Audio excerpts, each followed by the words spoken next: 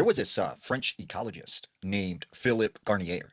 Now, he went down to the Congo, Africa, on this research expedition, and he said he was going down the Congo River to this area where a lot of people have not been before.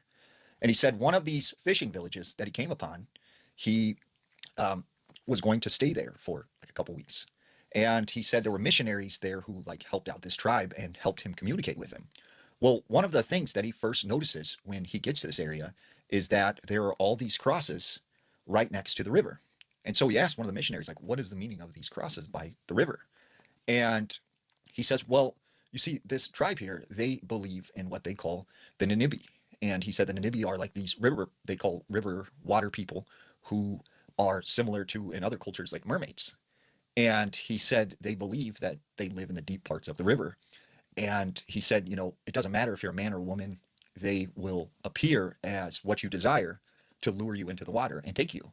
And he said these people believe that several of the villagers were taken by them and they are very afraid of them.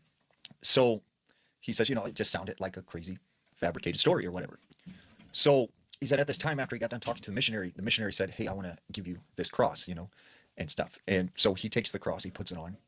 And he said, after a couple of days spending time with this tribe, he realized that they were really terrified of these like water river people. And he said one night he went to bed in this hut next to the river and he remembered it was storming really, really bad. And he said it just kind of kept him up. He couldn't sleep. And then when he finally got to bed, he said he started to have this dream. And he said in this dream, this beautiful woman appeared in his room. And he said she was completely naked. She had this blank stare on her face. And he said she was just moving her shoulders like kind of back and forth. And he said she walked over to the side of where he was sleeping and she started to rub his face. And then he said after that, they became intimate. And he said during this time, he started to notice she was changing. And all of a sudden, this beautiful woman turns into this decrepit corpse. And he said, she had these long, dangly fingers with black nails, sharp black teeth. She had eyes that were like hanging out of the sockets. And he said, it was just the most terrifying thing he had seen. And he said, like when you thought of a mermaid, you thought that it had like this single tail. But he said this woman had both legs, but they looked very aquatic like. And he said the next thing he remembers is one of the villagers is yelling at him. And he realizes he's not in the hut. He's actually outside next to the river, getting ready to step into the water. And he said right at that moment, there was a flash of lightning and it illuminated the entire river. And he sees the shadow of what appears like something in the water and it jumps down and splashes. And he said, it was just this really terrifying experience.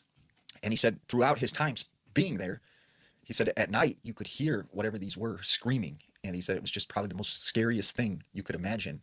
And the fear in these villagers' eyes, like, he could tell whatever this was something real.